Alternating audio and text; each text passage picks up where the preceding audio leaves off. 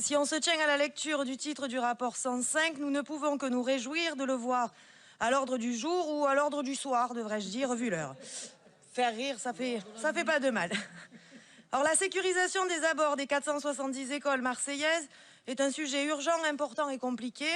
Et parce que trop d'écoles se trouvent dans des situations très accidentogènes, il convient, vous avez raison, de mettre à plat ce dossier.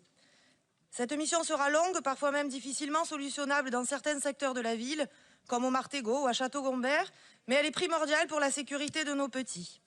Cependant, il nous semble important de vous faire part de nos inquiétudes à la lecture de ce rapport. Tout d'abord, vous nous rappelez avoir pour objectif d'arrêter la circulation aux abords des écoles aux heures d'entrée et de sortie. Alors, s'il est nécessaire et indispensable de prendre des dispositions et pour la sécurité de nos enfants et pour notre environnement, il est impensable et impossible de mettre en place ce point dans de nombreux endroits de la ville.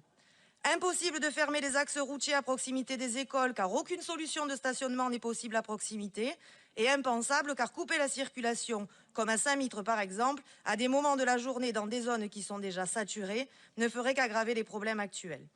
Ensuite, comme vous le soulignez, les abords des écoles ne sont pas, pour un grand nombre, de la compétence de la ville, mais de la métropole. Aussi, c'est à elle de mettre en place un vrai dispositif pour sécuriser les abords de nos établissements scolaires, notamment en s'appuyant sur l'étude réalisée et les propositions faites par les forces de l'ordre et l'éducation nationale il y a quelques années. Le retard dans nos écoles étant si important, vous l'avez dit vous-même, les demandes étant si nombreuses, le budget de la ville alloué à nos écoles ne doit servir qu'à permettre de les remettre sur pied et pas à pallier les manquements des autres institutions. Enfin, s'il est important, monsieur le maire, de parler de sécurisation des abords de nos écoles, il faut arrêter néanmoins de faire croire que l'insécurité s'arrête à un marquage au sol. Alors c'est l'élu qui vous parle, mais aussi la mère de famille. Aujourd'hui, l'insécurité à Marseille, c'est le marquage des vitres, monsieur le maire, comme à l'école Saint-Jérôme-les-Lilas. Et c'était déjà le cas en 2014, dans la classe CLIS de l'école des Micoucouliers, où il a fallu que le sénateur Stéphane Ravier fasse fonctionner non pas le Code général des collectivités territoriales, mais le Code de l'amitié marseillaise pour que les vitres de la classe CLIS soient enfin réparées plusieurs années après. Monsieur le maire, l'insécurité, c'est aussi la barrette de shit trouvée sur un enfant en élémentaire à Frévalon. Ce sont aussi les intrusions volontaires dans les écoles, les saccages, les trafics de drogue aux abords des établissements scolaires. On parle d'insécurité, donc je parle d'insécurité.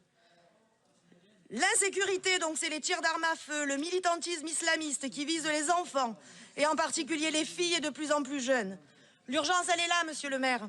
Alors je ne dis pas qu'elle n'est pas à la sécurisation des routes, bien au contraire. Il faut s'en occuper. Mais l'urgence, c'est surtout ça. Alors je sais bien que ce n'est pas de votre compétence, mais vous devez à minima nous conforter dans votre volonté de convaincre les personnes compétentes et dans votre volonté d'agir.